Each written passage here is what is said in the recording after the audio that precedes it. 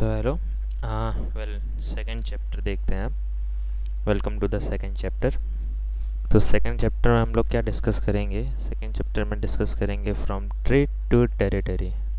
From trade to territory मतलब जैसे Britishers आए इंडिया में, कॉलोनियलिज्म आया, तो उनने सीधा सीधा आके अटैक नहीं कर दिया इंडिया पे कि आ गए और अटैक कर दिया, उड़ा दिया सबको। नहीं, बेसिकली वो आए थे as a trading company, east India company. वो ट्रेड करने के लिए आए थे, है ना। तो ट्रेड करते करते करते उन्होंने देखा कि यहाँ तो राज भी कर सकते हैं हम, तो उन्होंने अपना राज्य स्थापित कर लिया। Okay, easy to understand. तो basically from trade to territory the company establishes power. Topic से समझ में आ रहा है कंपनी ने अपना पावर कैसे इस्टेब्लिश किया। तो देखते हैं। फर्स्ट पैराग्राफ देखिए क्या है। Aurangzeb was the last of the powerful Mughal rulers. तो मुगल रूलर्स जो थे शुरुआत से लेकर अंत तक, तो उनमें लास्ट था बहादुर शाह जफर, ठीक है। लेकिन उससे पहले औरंगजेब था, वो he was the last powerful Mughal ruler. उसके बाद कोई पावरफुल मुगल रूलर इंडिया पे नहीं रूल किया, नहीं कर सका, ठीक है।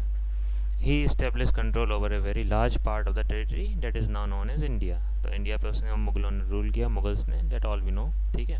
After his death in 1707। तो औरंगजेब कब मरा था? 1707 में मरा था। आपको याद करने की इतनी खास ज़रूरत नहीं है, ठीक है, एज ए बना था, ठीक है। मैनी मुगल गवर्नर्स, तो गवर्नर्स को क्या बोला जाता था? सूबेदार बोला जाता था, ठीक है। And big zamindars began arresting their authority and establishing regional kingdom। तो जो सूबेदार थे इनके, जो लोअर लेवल्स के ज़मींदार थे जिनको मुगलों ने रखा हुआ था, तो उन्होंने अपनी अथॉरिटी बनाना शुरू कर दी। उनको लगा कि हम अब ये राजा तो रहा नहीं, अब हम अपना किंगडम बना लेते हैं। तो उन्होंने अपना किंगडम इस्टेब्लिश करना शुरू कर दिया धीरे धीरे, है ना। तो ये चलता रहा। फिर क्या हुआ? As powerful regional kingdom emerged in various part of India, Delhi could no longer function as an effective center। मैं आपको लाइन बाय लाइन बता रहा हूँ बेसिकली क्या हुआ। अब पूरा पैराग्राफ है, ठीक है। पूरा ग्राफ में ये बताया गया है बस कि औरंगजेब आया, उसने रूल किया, उसने लास्ट वो पावरफुल मुगल रूलर था। फिर जो सूबेदार थे, जो गवर्नर्स थे, जो उसके अंडर में रूल करते थे, तो उन्होंने अपना राजस्व स्थापित करना शुरू कर दिया। तो powerful kingdom, powerful regional kingdom emerge होने लगे जगह जगह जगह जगह, ठीक है। जैसे मध्य प्रदेश में अलग किंगडम रहा, राजस्थान में जगह जगह अलग हुए, कोई गुजरात में अलग किंगडम, कहीं अलग किंगडम, महाराष्ट्र में अलग किंगडम, ठीक है। तो Delhi could not longer function as effective centre. तो दिल्ली का जो महत्व था वो धीरे धीरे ख़त्म होने लगा। तो by the second half of the 18th century, however the new power was emerging in the political horizon, the British. तो ब्रिटिश धीरे धीरे ईस्ट इंडिया कंपनी के रूप में अपनी पावर बढ़ाते जा रहे थे। अपना जो उनका वो मोटो है रूल करने का, वो धीरे धीरे अप्लाई करते जा रहे थे और बढ़ते जा रहे थे। Did you know that British originally came as a small trading company elected to control. हाँ, जैसे कि मैंने बताया कि वो स्मॉल ट्रेडिंग कंपनी के रूप में इंडिया में आए थे, और बाद में धीरे धीरे उन्होंने अपने टेरिटरीज़ को रूल करना शुरू कर दिया। How then did they come to be the masters of the vast empire। अब इस चैप्टर में हम वही देखेंगे कि क्या कैसे आए, कैसे उन्हें रूल किया, कैसे एम्पायर्स उनने पूरे कब्जे में लिए, और कैसे अपना रूल इस्टेब्लिश किया, ठीक है ना। ये फ़ोटो आप देख सकते हैं यहाँ पे, ये फ़ोटो है। यहाँ पे क्या हो रहा है? Bahadur Shah Zafar and his sons being arrested by captain Hodson. Captain Hodson था, उसने गिरफ्तार किया था बहादुर शाह जफर और उसके बच्चों को, उसने गिरफ्तार कर लिया था।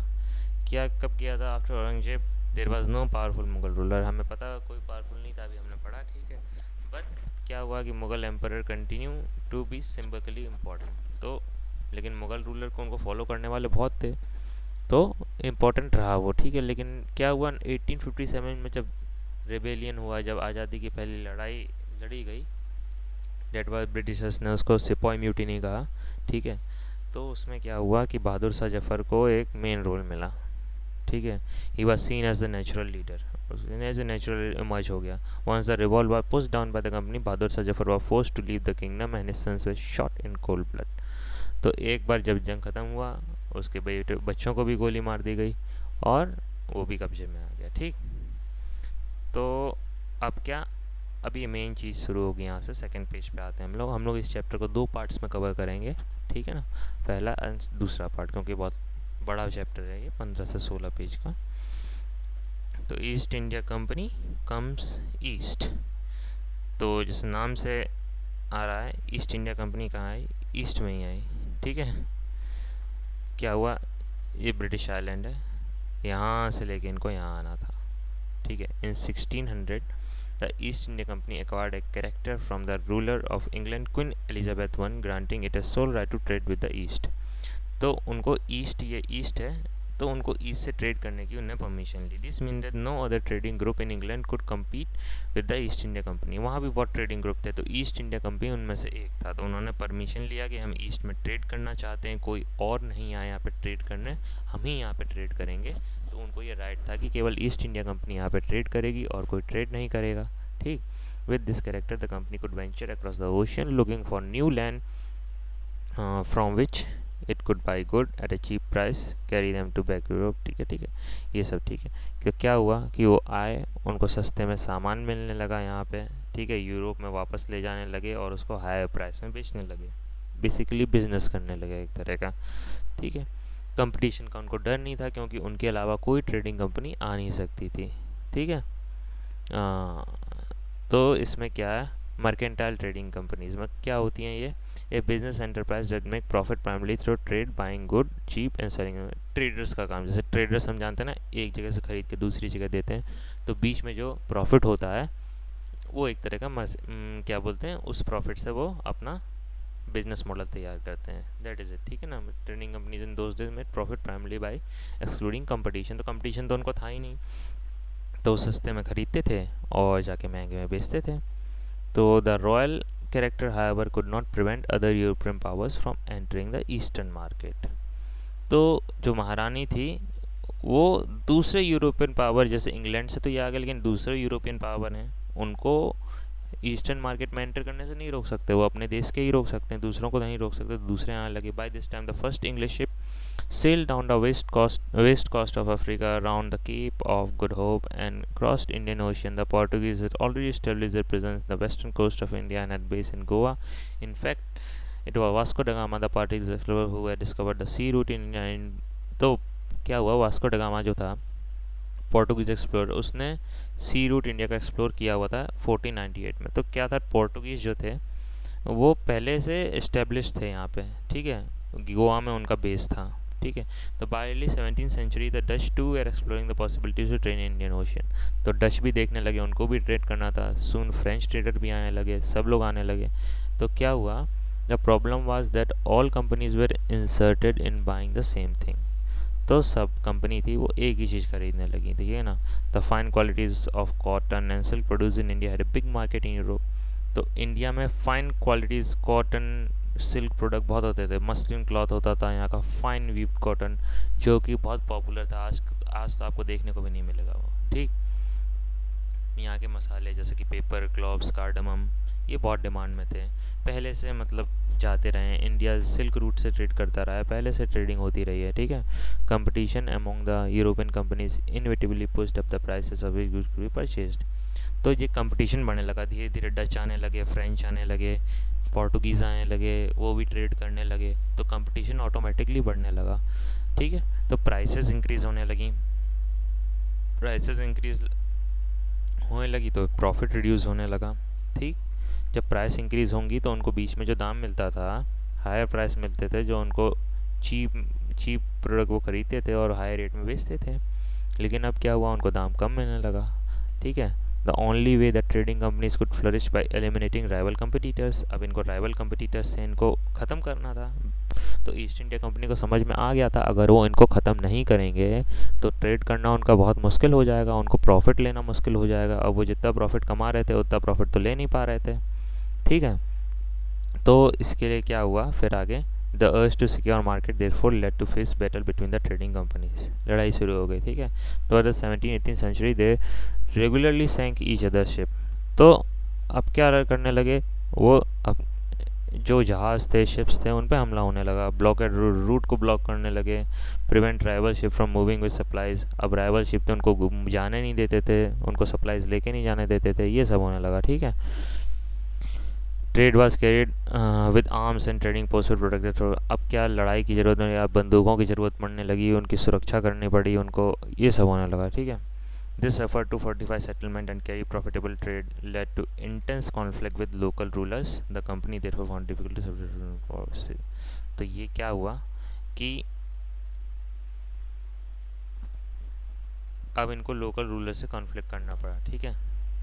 तो इनको अब कंपनी को डिफ़िकल्टी आने लगी to separate trade from politics. अब पॉलिटिक्स से सेपरेट ज़्यादा नहीं कर सकते थे वो, क्योंकि अगर उनको बेसिकली रूल करना है, अगर उनको सामान भेजना है, तो अब उनको पावर चाहिए थी। अगर बिना पावर के वो अब नहीं कर पाएंगे, क्योंकि कंपटीशन इतना बढ़ गया है, उनको बिना पावर के करने में बहुत दिक्कत होगी, क्योंकि राइवल्स इतने खड़े हो गए हैं। ठीक है।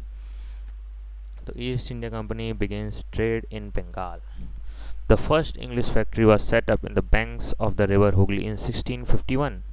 तो अंग्रेज़ों ने, ब्रिटिशर्स ने पहली फैक्ट्री लगाई हुगली रिवर के बगल में 1651 में। ठीक है। This was the base from which the company traders known as time of factors operated. The factory has warehouse very good ware for export were stored and it has offices where company officers set it trade action. तो पूरी अपनी मतलब उन्होंने एक full fledge setup लगा लिया। वहाँ manufacturing होती थी, स्टोर किया जाता था एक्सपोर्ट के लिए सामान, ऑफिस था उनके बैठने के लिए, सब कुछ था। ठीक है। As trade expand the company persuaded merchants and trader to come and settle near the factory. तो मर्चेंट्स ट्रेडर वो भी धीरे धीरे सेटल होने लगे। By 1969 they began building a fort around the settlement. तो अब उन्होंने किला बनाना शुरू कर दिया, सेटलमेंट के अराउंड में चारों तरफ किला बनाने लगे। ठीक है। 2 years later it bribed Mughal official into giving company zamindar right over 3 villages. तो अब क्या लगे, घूस देने लगे मुगल एम्परर को। ठीक है, कि तुम घूस लो और ये जो विलेजेस हैं, जो आसपास गांव होंगे, तो उनका ज़मींदारी राइट्स तुम हमें दे दो। ठीक है। One of this was Calicut which later grow into Calcutta. Kolkata जो हो गया बाद में, वो पहले वो गांव हुआ करते थे। ठीक है। तो अंग्रेज़ों ने आकर उसको डेवलप किया। Kolkata was not a very big city, it was all developed by the Britishers. ठीक है। It is persuaded the Mughal Emperor Aurangzeb to issue Farman granting the company right to trade duty free। तो duty free करने के लिए Mughal emperor को convince किया कि हमें एक फरमान जारी करो कि हम ड्यूटी फ्री ट्रेड कर सकें। ठीक है। Royal order, farman is a royal order. ठीक है। The company traded continuously to press for more concession and manipulate existing privileges. तो औरंगजेब का फरमान था वो ग्रांट हो गया, मतलब वो दे दिया गया उनको। ठीक है। तो ड्यूटी फ्री वो ट्रेड करने लगे। ठीक है। अब क्या था कि कंपनी के ऑफिशियल थे, ईस्ट इंडिया कंपनी का ऑफिशियल, वो अपना प्राइवेट ट्रेड भी करते थे। ठीक है। मगर जो वो प्राइवेट ट्रेड करते थे उसके लिए उनको ड्यूटी पे करनी पड़ रही थी। ठीक है। This they refuse to pay causing enormous loss of revenue for Bengal. However could the nawab of Bengal Murshid Quli Khan not protest. अब क्या ये सब होने लगा, तो प्रोटेस्ट तो वहाँ भी होने लग गया। ठीक है। अब ये 1867 की पेंटिंग है, विलियम सिम्पसन ने बनाई हुई है पेंटिंग। ठीक है। तो local boats bringing goods from ships in Madras. अब ये लोकल बोट हैं, ये देखिए सामान साफ दिख रहा है आपको, ये कहाँ से आ, ठीक है, मद्रास में ही सामान आ रहा है, बोट से, लोकल बोट से आ रहा है। ठीक है। और ये देखिए इन्हें अपना इस्टेब्लिशमेंट पूरा बना हुआ, तगड़ा इस्टेब्लिशमेंट। तो इनको ट्रेड करने का पहले से था, इन्हें ट्रेडिंग के लिए अपना पूरा इस्टेब्लिशमेंट बनाना शुरू कर दिया था। ठीक। अब क्या हुआ, how trade led to battles. अब क्या है, ये चैप्टर का नाम ही है फ्रॉम ट्रेड टू टेरिटरी।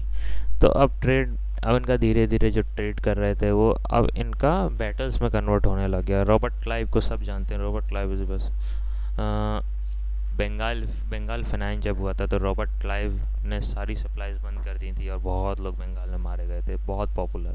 ठीक है। तो the early 18th century the conflict between the company and the nawabs of Bengal intensified.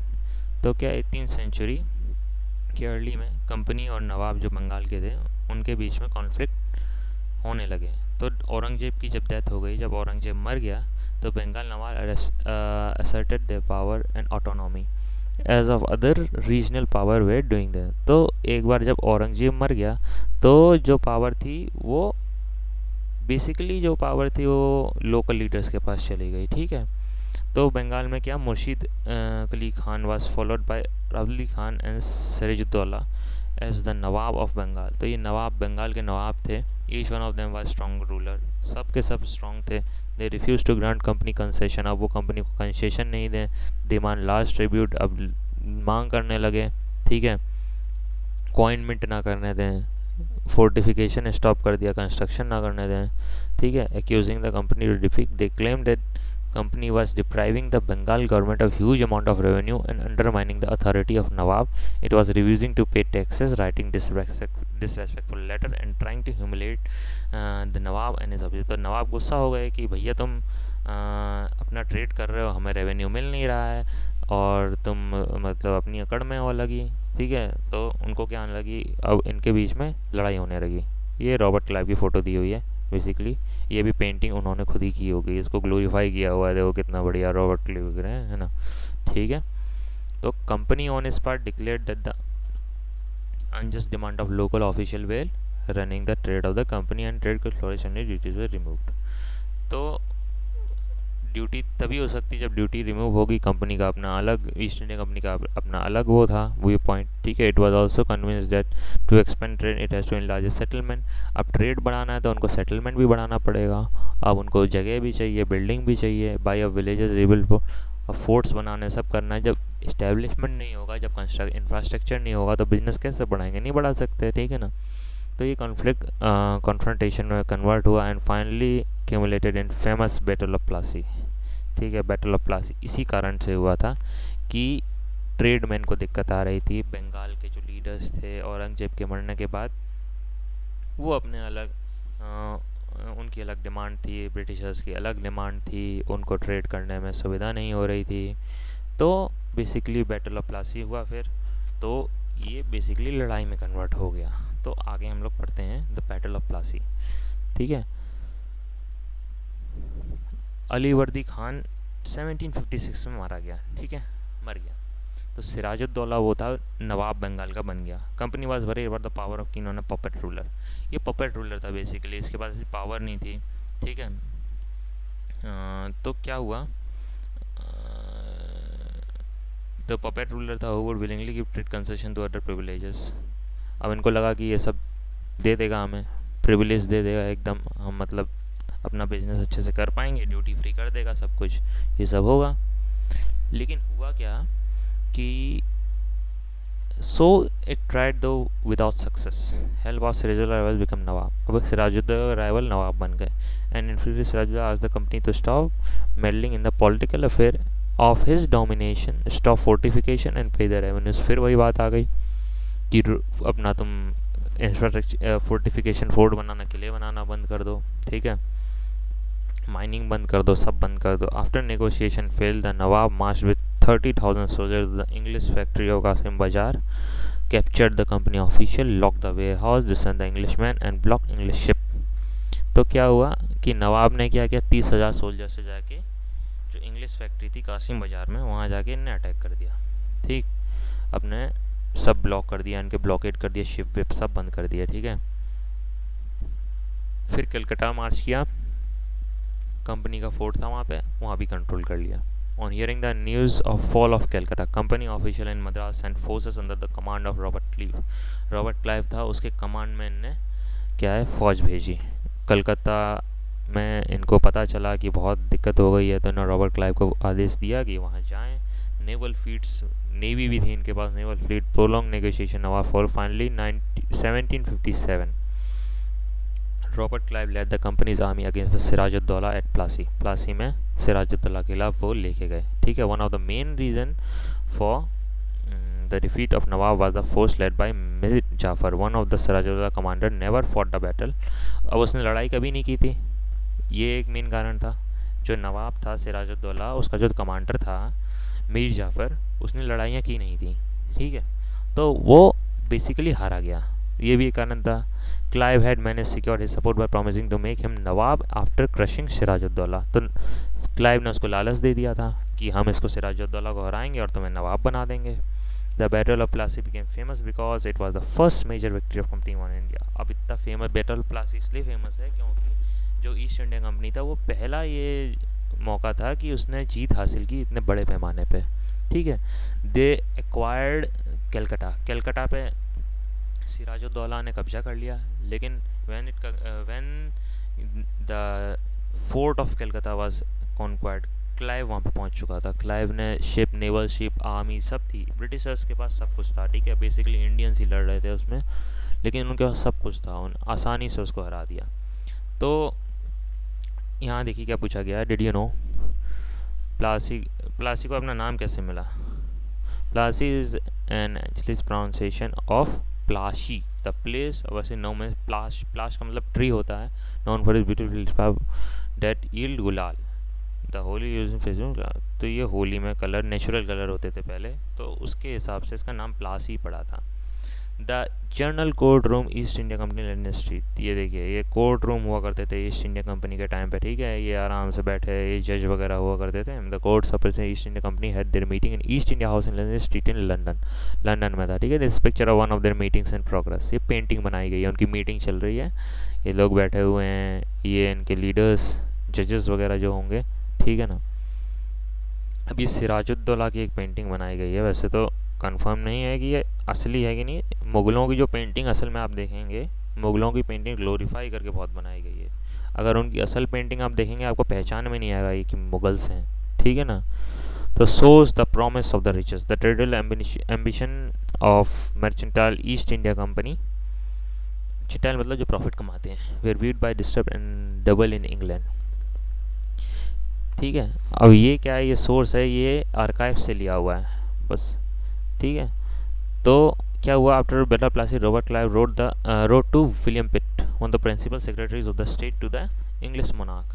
तो रॉबर्ट क्लाइव ने एक लेटर लिखा, इसमें लिखा, but so large sovereignty may possibly an object to extensive mercantile company, I flatter myself that there will be little difficulty in obtaining the absolute possession of these rich kingdoms. Now I leave you to जज whether an income yearly of 2 million sterling with the possession of these princes, but an object is deserving the public attention.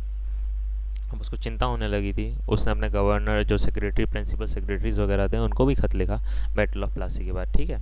After defeat of Plassey Sirajuddaula was assassinated, Mir Jafar made the nawab, जैसे अंग्रेजों ने कहा था, Britishers ने कहा था प्लासी के बाद, सिराजुद्दौला को गद्दी से, मतलब वो तो असैसिनेट, उसको मारा गया, वो तो फिर मीर जाफर को नवाब बना दिया गया। Company was still unwilling to take over the responsibility of administration, its prime objective was expansion of trade. अभी भी वो एडमिनिस्ट्रेशन नहीं चाहते, तो वो एडमिनिस्ट्रेशन अपने हाथ में आराम से ले सकते थे, लेकिन उन्होंने अपने हाथ में एडमिनिस्ट्रेशन नहीं लिया। उनको क्या करना था, उनको ट्रेड का एक्सपेंशन करना था, ट्रेड का एक्सपेंशन करना था। It could be done without considering the help of local ruler, ठीक है। उनको अपना ट्रेड से मतलब था, उनको बिजनेस से मतलब था, ठीक है। तो नवाब कंप्लेंट्स, ये एक और सोर्स है। नवाब ने in 1970 nawab of Bengal said about the English trader, इनने क्या कंप्लेन की, when they first came into the country the British government in the humble manner and liberally purchase plot of ground, build factory house upon which was no sooner granted they built a strong fort surrounded it with ditch which was communication। अब ये basically अंग्रेज़ों की शिकायत की इसने, ठीक है ना। रेवेन्यू नहीं मिल रहा है इनको, ये सब नहीं मिल रहा, स्लेवरी कर रहे हैं, ये कर रहे हैं, वो कर रहे हैं, बेसिकली शिकायत की गई, ठीक है। ठीक, अब इसका जो क्या बोलते हैं इसके बारे में, फिर soon the company discovered that this was rather difficult for even the puppet nawabs were not always helpful as company wanted to be, after all they were maintaining a basic appearance of dignity and sovereignty। अब क्या company को धीरे धीरे समझ में आने लगा, उनको डिफ़िकल्टी होने लगी, ट्रेड करने में उनको डिफ़िकल्टी होने लगी। उनको लगा कि हम भले ही अपनी मर्जी का नवाब इस्टेब्लिश कर दें, लेकिन हमें दिक्कत तो आएगी ट्रेडिंग करने में उन्हें दिक्कत आ रही थी धीरे धीरे। अब वो हमेशा वो तो नहीं करेंगे जो वो ही चाहेंगे।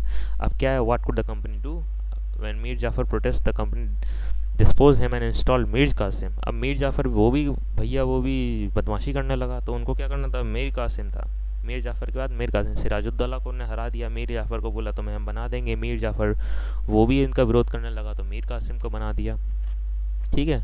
अब बैटल ऑफ बक्सर हुआ, फिर व्हेन मीर कासिम कंप्लेन, मीर कासिम भी कंप्लेन करने लगा, फिर तो उसको डिफीट किया बैटल ऑफ बक्सर 1764 में बैटल ऑफ बक्सर हुआ, तो उसको भी क्या बोलते हैं डिफीट कर दिया। Driver of Bengal and Mir Jafar और रीइंस्टॉल, फिर मीर जाफर को बना दिया। Nawab has to pay rupees 5 lakh, उस समय के 5 लाख समझ सकते हैं कितने होंगे every month, but the company wanted more money to finance it was, and meet the demand of trade and अब उनको और चाहिए था कंपनी को, लेकिन it wanted more terrorist and more revenue territories and more revenue, ठीक है, उनको और लालच था। By the time Mir Jafar died, Mir Jafar मर गया, ठीक है, 1765 ने company had change having failed to work with puppet nawab, Clive declare we must indeed become nawab ourself, ठीक है। अब ये पॉइंट है यहाँ पे, क्लाइव ने क्या कहा कि पपेट नवाब के साथ तो हमारा काम चल नहीं रहा है, ये हमारी सारी बातें मानते भी नहीं हैं, तो अब we must indeed become nawabs ourself, तो अब हमें खुद ही रूल करना पड़ेगा और इनको हटाना पड़ेगा। तो finally in 1765 the Mughal emperor appointed the company as a Diwan of province of Bengal. तो 1765 में क्या किया, मुगल एम्परर ने अपॉइंट किया कंपनी को as the Diwan of province of Bengal. The Diwan allowed the company to use the vast revenue resource of Bengal. This solved the major problem that the company had earlier faced. तो अब क्या हुआ, company ने खुद अपने हाथ में सब कुछ ले लिया। अब क्या, अर्ली 18th सेंचुरी में ट्रेड बढ़ गया, सब कुछ बढ़ गया, अब उनके हिसाब से सब कुछ होने लगा, ठीक है। अब ब्रिटेन से अब क्या करते, most of the goods in India with gold and silver imported from Britain, वो इम्पोर्ट करते थे। This was because this time Britain has no goods to sell in India, उनके पास कोई गुड्स नहीं था, वो क्या करते थे, गोल्ड और सिल्वर को इम्पोर्ट करते थे। Outflow of gold from Britain sold after battle of Plassey, ठीक है, तो आउट गोल्ड का था वो कम हो गया बैटल ऑफ प्लासी के बाद, एंटायरली स्टॉप होता है दीवान। अब जब वो क्या बोलते हैं दीवान बन गए, उनको गद्दी मिल गई, तो उन्होंने पूरा ही स्टॉप कर दिया। Now revenues from it could finance company expenses. अब जो पहले वो अपने लिए मंगाते थे गोल्ड सिल्वर, उनके पास कोई रेवेन्यू नहीं था, अब उनके पास रेवेन्यू की कोई कमी नहीं थी, तो उनको अब इम्पोर्ट करने की ज़रूरत ही नहीं थी। These revenues could be used to purchase cotton, sell textile, maintain company troops, and meet the cost of building the company fort and offices at Calcutta. तो अब उनके पास सब कुछ था, सब कुछ मेंटेन कर सकते थे, वो सब कुछ एकदम बढ़िया तरीके से, ठीक है ना। तो कंपनी ऑफिशियल बिकम नबोब्स, ये सार्केस्टली लिखा गया है यहाँ पे, ठीक है। अब इसको हम लोग नेक्स्ट क्लास में डिस्कस करेंगे। आई होप ये आपको वीडियो अच्छा लगा होगा, अगर अच्छा लगा हो तो प्लीज़ लाइक शेयर सब्सक्राइब कीजिएगा, ताकि हम आगे भी ऐसी वीडियोस बनाते रहें और आप इजीली अपनी हिस्ट्री आराम से कवर कर पाएँ। थोड़े बहुत वीडियोस में आप आराम से पूरी क्लास 8 की हिस्ट्री कवर कर सकेंगे, ठीक है ना। Thank you very much.